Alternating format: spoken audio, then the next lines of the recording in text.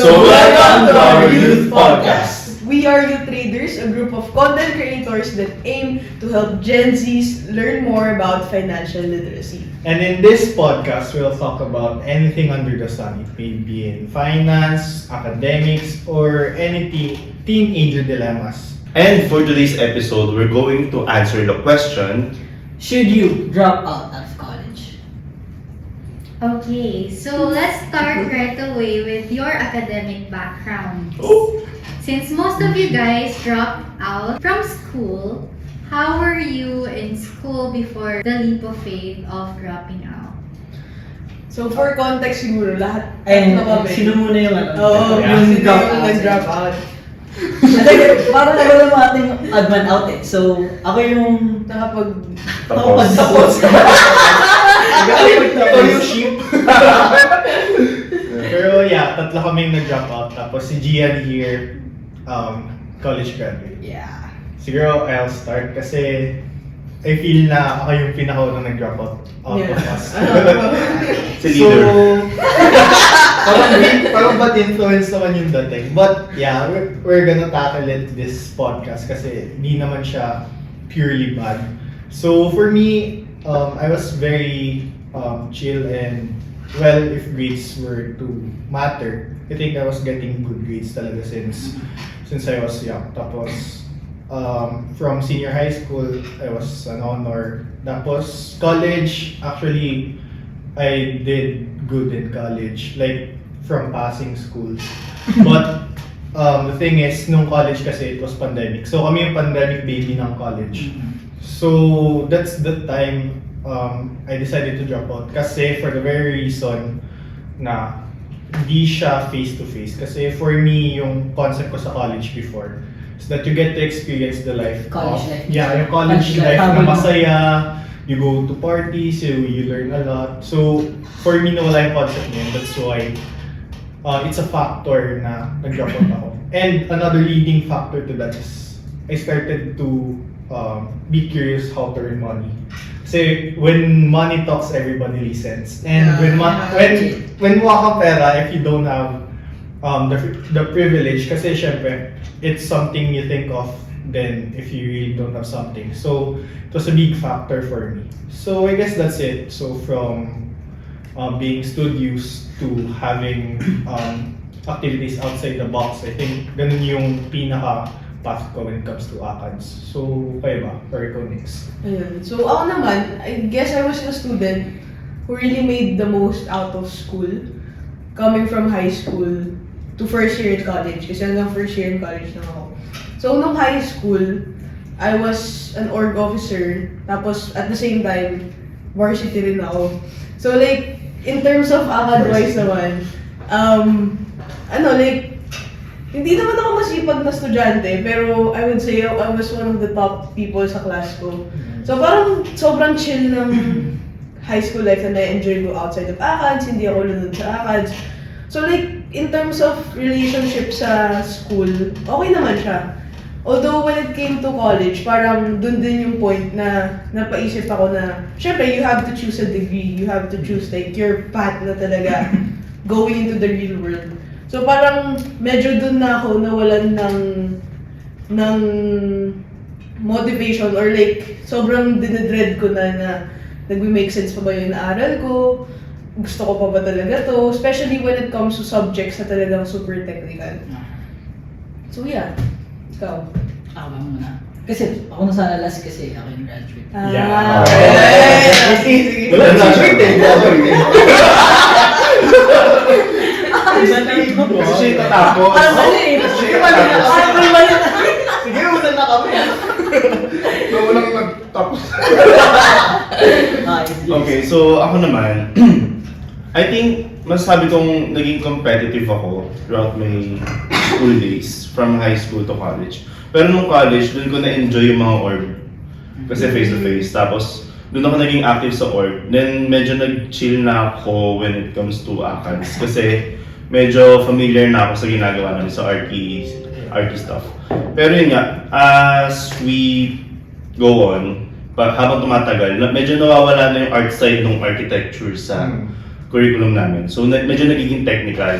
So I thought, gusto ko pa yung architecture by that time. Pero yun pala, gusto ko lang din yung side yung creative side. Kaya passion ko kasi is art na, di ba? Kung napanood yung episode 1, alam niyo yun. Pero ayun nga. So doon na ako medyo, since I've been doing art commissioned works naman since since 16 years old ako. So medyo nalaman ko na yung market when it comes to asking people for commissions, ganyan. So medyo kumikita na rin. So doon ako risk na siguro kaya ko mag-create ng money from just doing art. Kaya siguro ngayon hindi naman ako totally nag-drop. I'm just taking this gap year para mag-create ng time for my art. Para at least pagka-graduate ko, kasi wala naman talaga akong balak i-pursue yung architecture. So I'm gonna, yun pala, nag-enroll ako sa FEU as an architecture student. So wala akong balak i-pursue talaga siya and to become the best architect, gano'n. Kumbaga, kung may relative ako na gusto magpagawa ng bahay, sige gawan kita. Ganun lang, more on like that lang. Pero hindi na para i-pursue talaga siya. So more on the art side talaga ako. Kaya ngayon, gusto ko, by the time na makagraduate ako, medyo established na ako as an artist. Kaya ngayon, I'm taking this year talaga na magpursige para at least magkaroon ng portfolio and at the same time, magkaroon ng madaming clients na babalik at babalik sa akin. So, how about ikaw naman? Nakatapagtapos. Siguro, pakilala din muna si Gian para... Yeah, so hi guys, I'm Gian. Currently employed as an auditor sa auditor. Basta graduate. That's important. Auditor, pero actually di ba, now, underemployed kasi auditor ako yung profession ko, but yung education na tinake ko is finance. Okay. Siguro, diretso na tayo sa Yeah. Yeah. Related na ka kasi you said you're underemployed. Parang, how were you sa college nga? I mean, sa school in general. So, in my whole academic life, siguro since elementary, high school, ganun, parang lang, relax lang din, but I know how to get around. Parang especially pag parang ang tawag sa sarili ko parang late gamer. Alam mo yun, pag dati sa high school, may first quarter, second, third, fourth. Yeah. Parang sa first quarter, dun medyo tsaga-tsaga ako kasi kinikilala ko pa yung teacher ko, kung paano siya magturo, paano yung grades niya. Kasi iba yung muna ng grades, diba? Yeah. Iba gusto ng presentation, iba malaki yung percentage sa quiz, sa exam. So, ganun, pinipace ko yung sarili ko dun. Pero pagdating ng fourth quarter, or third, basically after half, parang gets ko nung paano. So, alam ko nung paano mag-chill lalo na. So, ganun. And, nagtatop, nag-honor din, ganun. Tapos, mahilig din ako sa mga parang group activities. Yung junior high, naging varsity ako. Senior high, wala na. From junior high, nag-shift ako nag-iba akong school senior high. Kasi yung junior high, maliit yung school ko. Maliit lang yung private school. Senior high, medyo mas malaki. Tapos, nahihirap ako mag-adapt or sumali sa mga ibang parang sa varsities. Tropa-tropa lang. Parang ako maglalaro ng basketball lang, ganun. So, that was my senior high. Tapos yung college, kumusta ako sa PUP. Dapat ang un ko, ironically, accountancy. Which is in line sa sa current profession ko. Yeah. Parang hinata ko pabalik. Nung bagsak ako sa accountancy, naging finance. Tapos after ko graduate, naging auditor naman. So, Parang ang ironic yung situation. Like, nga. Baka sabi lang parang medyo pumasok yan. Pero kidding aside, parang ganun yung situation palagi. When you don't get your dream course. Pero when you finish college, ay kaya ko palang gawin to. Parang kaya mo pala i-pursue without the degree na need talaga. I mean yung parang may prerequisites sila. Yeah. Pero knowing that, parang medyo ironic na. Oo nga eh. Kasi ang daming din eh. Yeah, parang chart. Exactly. Ganito yan eh. Pero yeah, ang dami kasing underemployed, like wala sa profession nila. So, yeah, I think maganda yung next question for this. How do you see academics nowadays, especially we're in a setup where you could have online classes instead?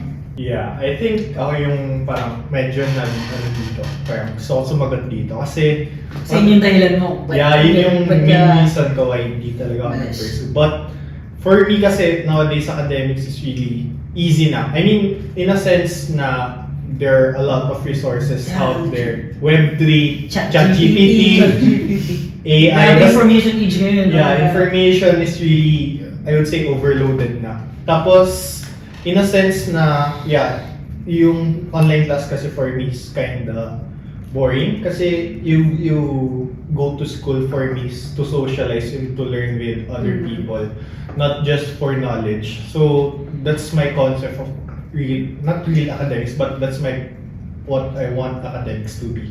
So, it's an opportunity, but at the same time, it's the downside kasi you may or may not learn when it comes to online classes. But at the same time, depende sa student yan eh. Kung gusto niya talaga matuto yan. Kung ayaw niya, it will reflect Bale, sa- sinisi pa kayo. Sinisip. Sa inyo rin pala yung balik. Pero yeah, iba naman concept natin. And Yeah. we are open to that. That's why we really get along with each other. Kahit si Gian, can't wait tayo. That's why we're having this conversation. Pati pagkain yung iba eh. Yeah, I think that's it for me, kayo ba guys?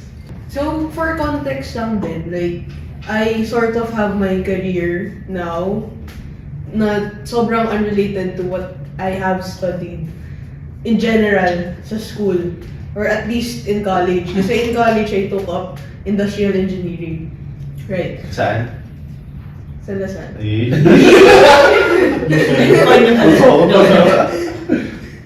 Okay, so... Going back.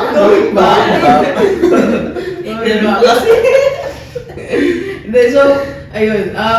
Ako kasi personally, I view, especially career, kasi di ba, like, most of the reason ng mga tao why they go into college is because they know na having a degree will result into you having a career, right? If you wanna be a nurse, if you wanna be whatever you wanna be.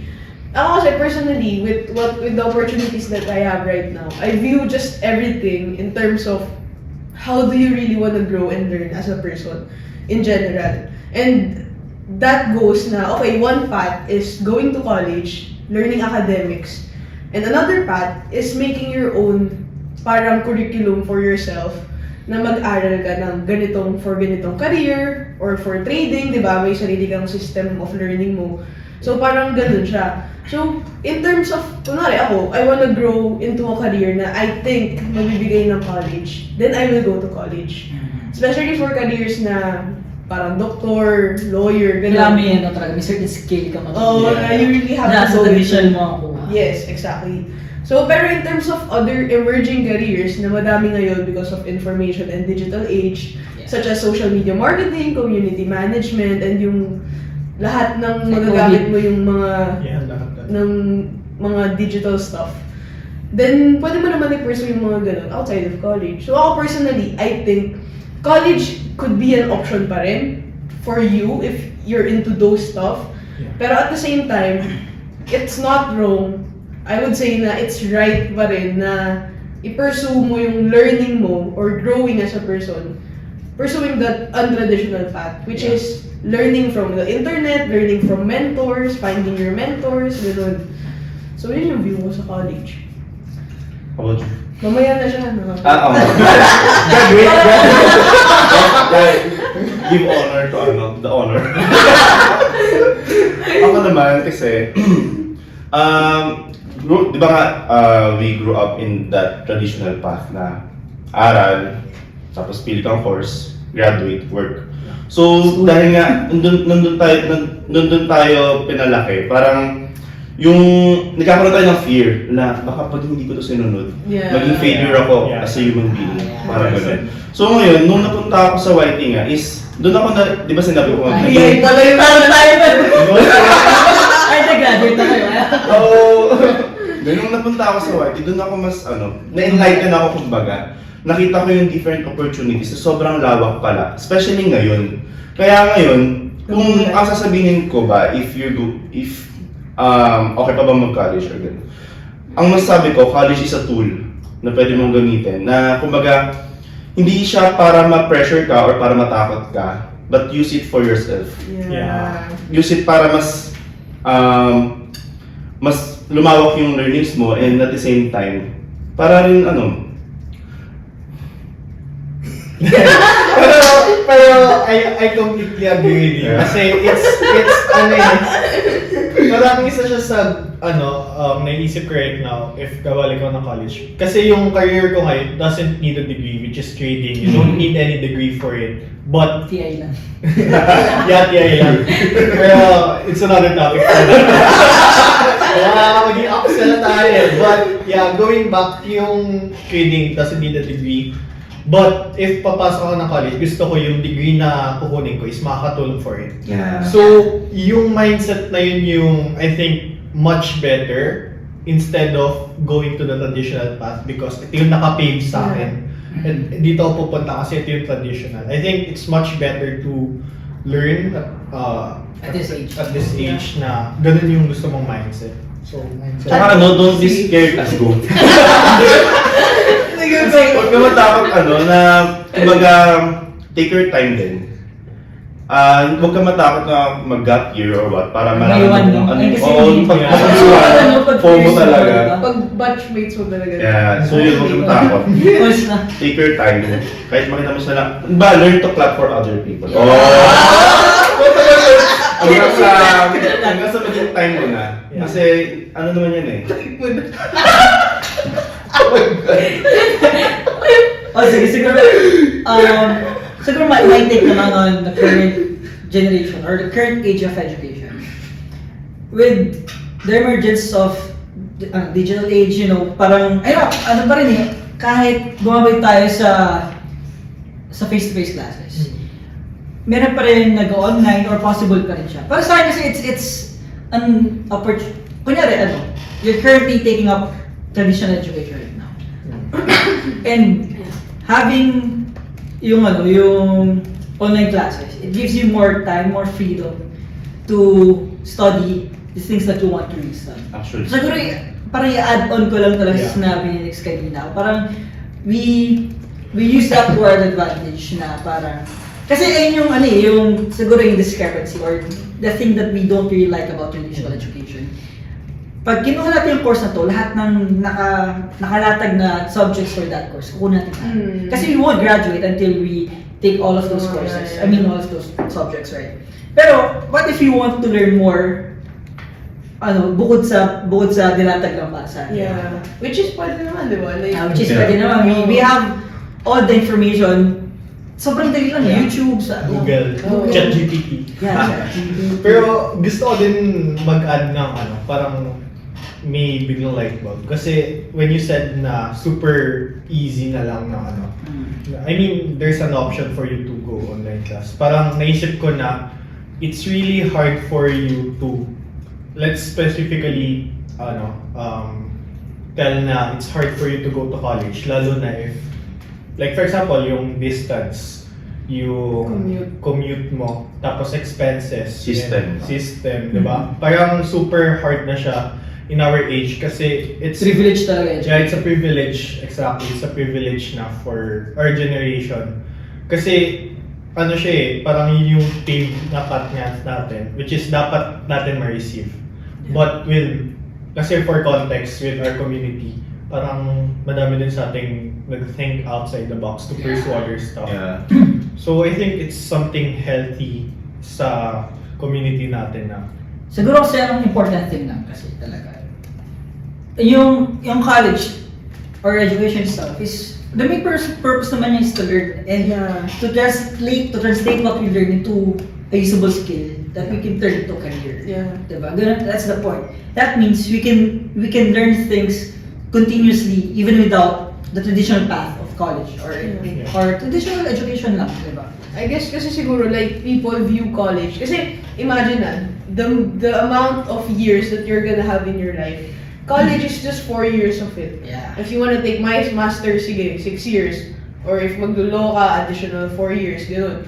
Pero at the same time, considering in a macro perspective, parang we make college into a big thing na okay, ito yung turning point ng buhay ko. Na kapag college ako, dapat after college, ito na ako. Parang may something na, di ba? Pero parang, one perspective to have is also to consider na, okay, college is just 4 years of my life, and after that, I can have those other years to learn more about different stuff. Never ending and Para never ending mag-grow ka. learning talaga. Yeah. Di ba? Kasi yung iba, after mo mag-college, okay, tapos na ako mag-aral, mag-work na ako. Yun na Sa'yo yun. na, work lang. Oo. Pero at the same time, after mo mag-college, pwede ka pa mag-aral, tapos pwede ka maghanap ng mentor to really actually learn as a person. And that's why you exactly have, that's why you also have to understand that you can find different mentors in different aspects of your life. Yeah. Ganun. So parang general life thing na okay, you really have to grow as a person, whether that's inside of college or outside. There's a lot of mentor din na. Like, if you want to pursue, let's say accountancy, parang I could see sa Facebook na, magtuturo sila ng ganitong subjects for accountancy. Tapos, with that skill itself, parang you could be employed na as a freelancer. Yeah. Parang, it makes sense na you only need this specific subjects, you only need this specific skill to really work on the field that you want. Parang it really makes sense to have that one subject na kailangan mo lang para kumita ka sa ganitong field. Di mo na need, kasi personally, yung other subjects na kinukuha ko sa college, somehow it's not necessary for me. Yeah. I mean, personal opinion. We could take it with a grain of salt. Respect my opinion. Yeah, respect. Kasi syempre, somehow yung ibang, like for example, siguro gusto ko maging engineer. Tapos may theology class, may prerequisite ako na theology class. Parang ang layo niya sa field na yun. Yeah. Somehow, isa yun sa ayaw ko sa college, to be honest. So yeah, baka mabash tayo or what. Pero it's something that could be din. Baga be you aware choose of. what suits you. Or what, yung anong goal mo. Yeah, parang ganun yung... If it's aligned with your goal, choose Yeah. that path. Then parang it raises a good point na if you really just want a career, parang there are Courses. specific courses lang that you can take. And it, parang for me, it raises a point na college is more than just learning technical skills. Yeah. If you're looking at the big picture. Kasi may other general courses ka, naroon mo yung buhay ni Rizal. Diba? Diba? So parang yun yung, if you want to learn technical skills, college is one path, pero there are specifics more to lang na Yeah. pwedeng ma-equip ka na into pursuing a career. So yung system talaga ang pangit dito sa Philippines. We wouldn't say na pakis. Lang. Kasi ikaw, compare mo siya sa iba, like, for example, sa ibang countries din. So, yeah. Ate, yung college mismo, uubusin niya yung oras mo eh. I mean, kasi yung dami mong tinitake, imagine 21 to 24 units ang Alright. Pero sa ibang bansa yun. Sa iba, sa ibang bansa, 10 to parang, 12. yung parang pumunta nga dito yung nag-visit yung mga relatives ko from States. So sabi nila, bakit di ka bakit sa States nakapag-work yung mga pinsan mo? Dito, kailangan mo ng experience para magka-work. Yeah. Parang Maganda ka talaga yan. Oo, tapos yung transportation system pa, isa pa yun. So, hindi talaga, pag i-compare mo sa iba, sobrang layo natin. Kaya, ang dami rin sigurong nagtitake ng other path kaysa Yeah. mag-follow through sa mga nauna na. Yeah. Something to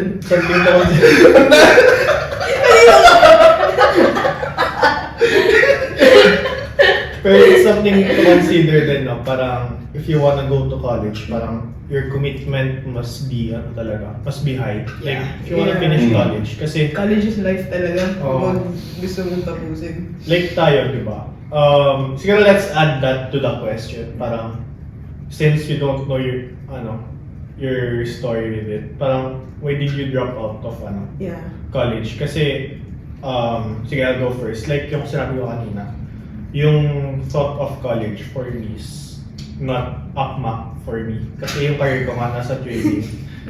Kumbaga yung learning, learning to add knowledge at trading na.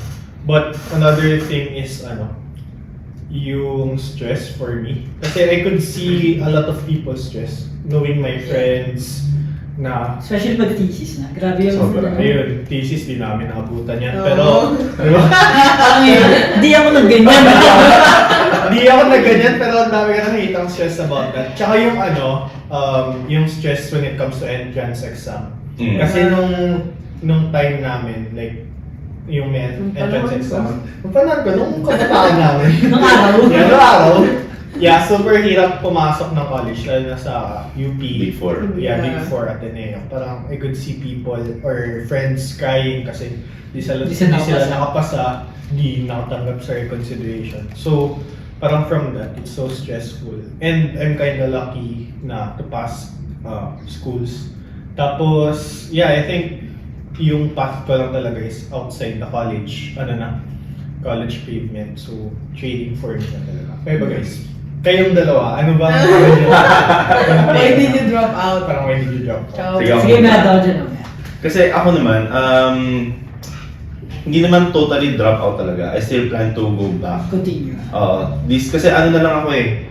Kumbaga, last thesis na lang ako. Dalawang part yung thesis namin. So, yun na rin naiwan ko, which is yung last design namin. So, next year ko siya kukunin. And ako kasi talaga, ever since, from the beginning,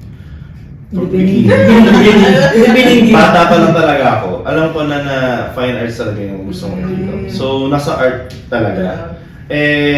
Yung architecture kasi, very technical siya. Tsaka gumagawa ko ng bahay, hindi naman yung art na gusto kong ginagawa. So ngayon, kaya nagkaroon ako ng lakas ng loob na mag-drop muna, ay mag-take ng gap year. Kasi nga, nakita ko yung potential tsaka yung skills ko din, siguro nakita ko rin na, siguro tagal ko nang ginagawa, kaya ko ng pagkakitaan.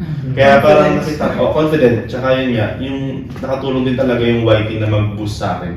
Para i-boost yung confidence ko and at the same time, mapakita sa akin yung different opportunities na pwede na kaya talaga. Kaya, ayun. Pero may added question ako kasi this was supposed to be a question for all of us. Parang, kasi knowingly na 1 year ka na lang for college, parang, do you think was it worth it to stop? Kasi andun na yung parang, yung 5 years, 4 years ka, tapos mo na 1 year ka na lang, may diploma ka na, makakapag-apply ka na ng work, parang, for you, was it worth it? For me, dyan papasok siguro yung usaping mental health. Especially pagka feel mo mentally drained ka na, and hindi mo na talaga, wala ka ng time dun sa passion mo na ginagawa. Kasi nga, di ba, pagka college ka, talagang uubusin yung oras mo. Parang umabot na sa time na parang naging competitive ako from 4th year to 5th year kasi nga, papunta na sa graduation, di ba? So, dun na nawala yung passion ko. So parang, yung passion ko din, yun yung nag-drive din kasi sa akin. Yun yung naging outlet ko. Puro stress. Wala akong outlet. So, parang I needed a break na I think it will be helpful for me para makabuild ng momentum.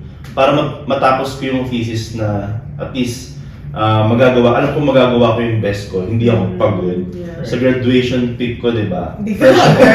Di ba? So, ayun, siguro doon pumasok yung mental health talaga kasi medyo hindi stable. Kaya I decided to take a break and do art full-time ulit. Yeah. Okay. Yun. So, Yeah, sige. Sige, kung Ano ano yung last kasi. ayun. So, sige, so parang in relation to what James said kasi, ako naman, when it comes to the reason kung bakit ako nag-drop out, parang it's a collective thing. So parang, one of it is because yung degree ko nung college, which is industrial engineering, parang kaya ko lang siya tinake kasi it's the most practical choice out of all the choices that I had. Kasi before going into college and actually senior high, di ba kailangan mag-choose ng strand? Yeah. Actually, di ba, so tatlo yun. Tatlo lang yung na-offer sa school namin. So, ABM, Ay, STEM. tatlo lang. Wow! Hindi kasi yung iba, di ba? Kaya tapos ka eh. Tapos may mas may sports. So, tatlo lang yung amin. So, actually yun, lahat talaga, sobrang undecided ako kung ano ba yung gusto kong kunin. Kasi lahat yun, kinoconsider ko na, if nag-pursue ako ng Humes, pwede ako one of parang passion of mine is creatives na editing, videography, graphic design, multimedia arts. Tapos nung sa STEM, parang science and math is something that I've been good at. So parang, it's a practical choice na, okay, STEM. Tapos parang naisip ko din before na, sige, bakit hindi ako mag-doktor or what, gano'n.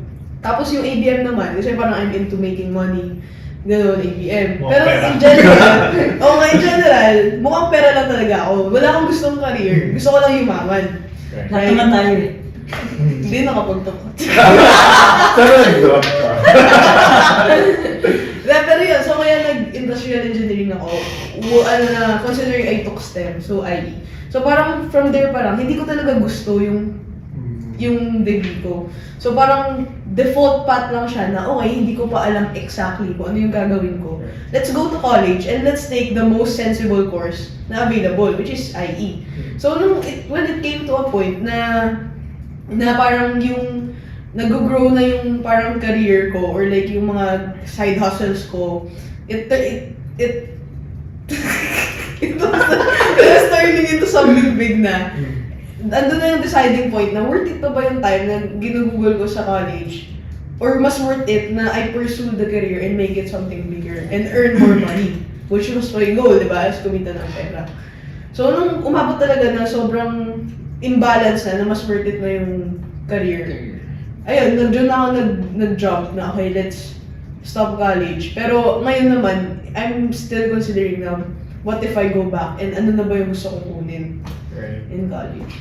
Okay. So sa akin naman, since hindi naman ako drop out, but actually hindi naman duman sa isip ko yung mag-drop out. Siguro kasi yung nag-pandemic. Kasi ayun yung tilting point, I guess, sa ating natin. Yeah. It's either during the pandemic or after the pandemic, di ba? So, yung nag-pandemic na, third year na ako. So, parang, One year na lang. Sa gitna na ako, third year na ako. So, why not pursue it? And ano naman yung tinitake ko na was finance, which ironically, ano rin, inline sa, yung like natin ngayon, yung gusto natin, like, with trading, di ba? So, I continued it. But, if you were to ask me kung worth it yung Nag-stay ka? Yeah, worth it kung kasi hindi naman ako, I pushed to. Yeah. Hindi naman ako pinilit. Tsinaga ako. Tsinaga ako. In terms of skill kasi, hindi mo lahat, I would say, almost of all the skill that I utilize right now. Yung parang essential skills talaga, parang, it's, para sa akin, it's, yung essential skills right now, para sa akin yung marunong ako mga pag-network. Diba? And, ayun yung parang hindi ko naman nakukuha yun sa college. Communication. Yeah. Siguro yung technical skills na nakuha ko rin sa PUP, hindi rin naman ganun katindi. I would say natutunan ko lang din internship pa or siguro dito sa IT na gano'n with joining the community, with volunteering, mga ganun. Kumbaga hindi siya Hindi siya nag-translate talaga into something that I wanted or that would turn into a good career for me. Parang, kasi not to throw shade sa mga fellow graduates ko. I mean, in particular sa mga kabatch ko sa finance. Parang, ang sobrang vague ng finance, parang kahit saan naman sila napunta. Pwede bangko, or finance department sa isang company. But walang mismong parang walang mismong goal, walang mismong career path talaga. And for me it was para sa akin yung trading talaga. Kasi Pero it's nice parang with summarizing our answers, parang dropping out of college, it's not necessarily about leaving school.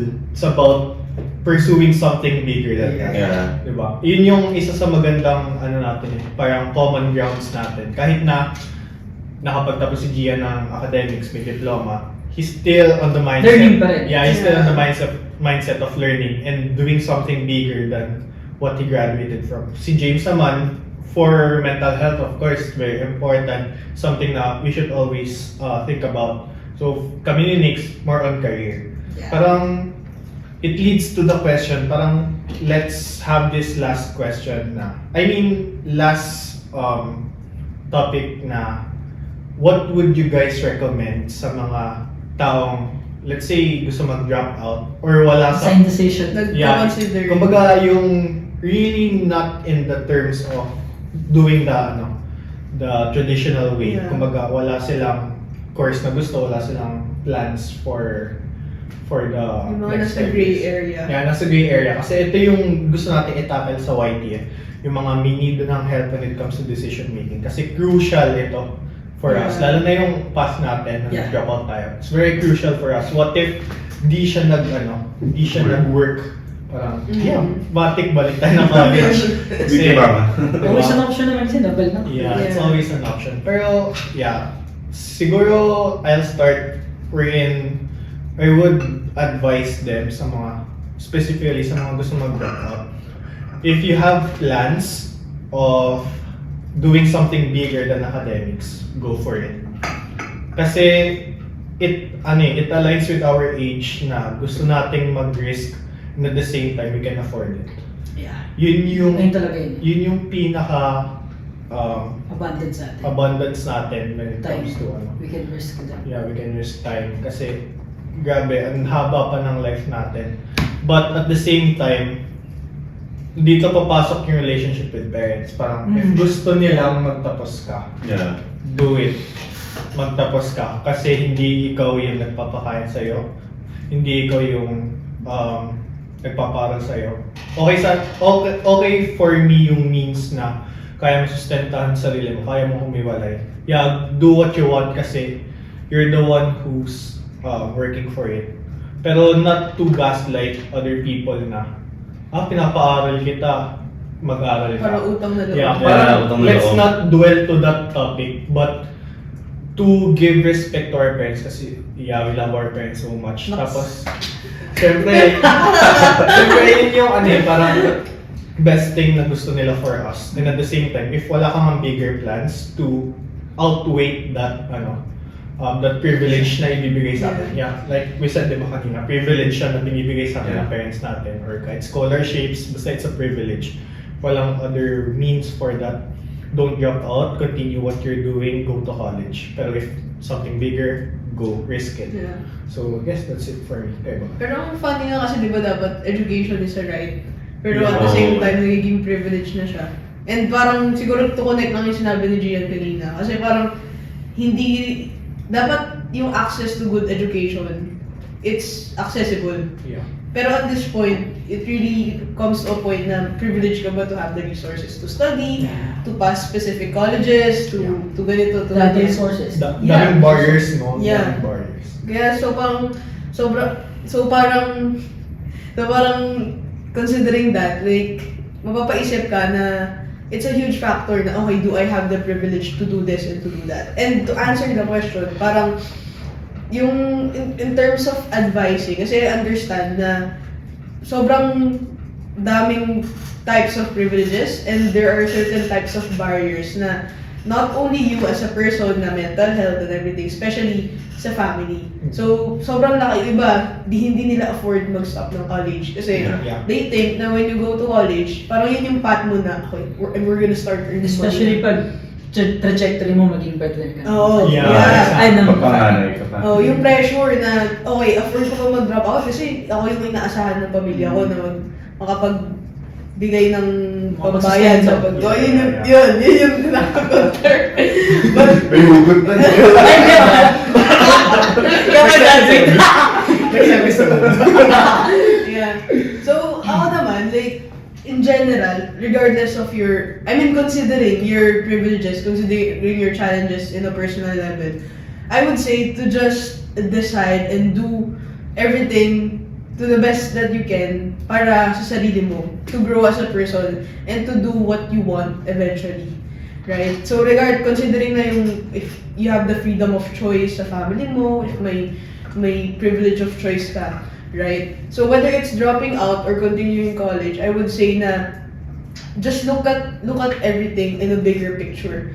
Na not just college, but for you as a person, taking care of yourself, giving the time for yourself to grow inside and outside of college. So yeah, just take your time and understand that there's more to life than studying college. It's not a make or break thing kasi sobrang daming bagay outside of life, getting to know people in a community, right? So yun. So akin siguro, yung gusto ko yung sinabi ni Gab kanina na parang hindi natin tinitignan yung college na parang ito yung big thing na pwedeng mangyari sa atin eh. Parang dito nakadepend yung magiging life natin after college. So for me, take your time talaga, pag-isipan mo na mabuti, tapos makita mo kung ano yung mag-work for you. Kasi hindi naman pwedeng nag-drop out tayo. Parang mag-drop na rin kayo kasi yung... Nakatambay lang. Oo.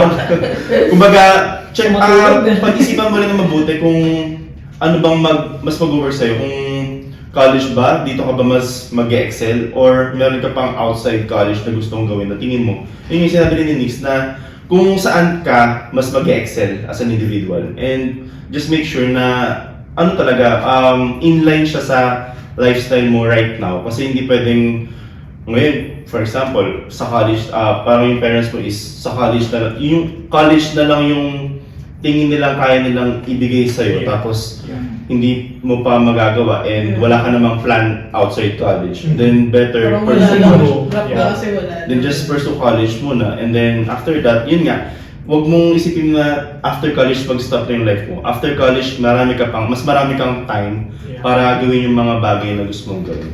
Tsaka, wait lang, ang galing. parang na-amaze lang ako sa answer ni James kasi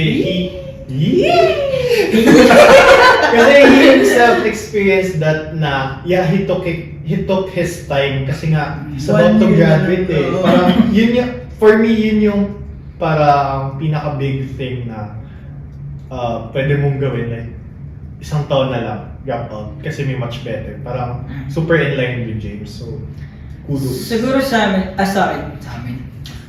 Ikaw nga lang nakagraduate. Siguro advice sa younger generation or sa college students, even senior high school students na who are pondering if they would pursue college, continue college or graduate. I would take into account lahat ng sinabi. Totoo naman kasi talaga yun. You have to first reflect, tulad sabi ni Nix, if you have the privilege to do so. Sa tulad ng sinabi ni Gab na if you have bigger plans other than college, but siguro para to sum it up, is college still within, is it still aligned with your goals or with your objectives? Kasi looking back, kunyari kung first year college or going into college, you took it up kasi graduate ka na eh, graduate ka na high school. Next step, basically maging college, mag-take ka ng college. So, tinik mo siya with an objective na matapos mo siya nun eh. May makukuha ka. But, first year, second year ka na, nag-iiba na yung goals mo, nag-iiba yung objectives mo. So, is it still in line with that? Kung feeling mo may iba ka ng patutunguhan, may iba ka ng goals na hindi na lahat natutugon ng current educational path mo. I suggest, but tsaka mo isipin, yung tulad sa Minix, if it's within your privilege na okay lang sa akin mag-drop out kasi so yun lang talaga sa akin. Tsaka kudos pa rin sa mga nakapagtapos talaga. Yeah. Kasi mahirap din, especially the system here in the Philippines. Ano pa rin, pinaghirapan pa rin naman nila talaga. And it doesn't mean na nag-drop out tayo tapos pinili natin career. Ibig sabihin, mas magaling na tayo sa kanila. Ano pa rin yan, it's a case-to-case basis talaga. Parang kudos sa lahat ng younger generation, sa lahat ng tao, wherein they work hard, not just in college, but also who dropped out to pursue bigger things. Yeah. Kaya I think solid na itong session natin guys, kasi it handles almost all about the dilemmas ng students, kasi it's very hard to be a student and it's very hard to be drop out kasi you feel a lot of things na wala sa traditional way. So yeah, solid sesh guys. And I think that's the wrap for our podcast. Yes. And I hope everyone who is watching may like, heart, and follow our TikTok page. Also, thank you pala sa KMC for this place. Kasi we're in various stages. Pakita mo yung mug. Yeah, pakita natin yung mug. So, KMC. Bagay. Pero yeah, it's very solid session. Thanks guys. See you on the next one. Hey. Nice, galing naman.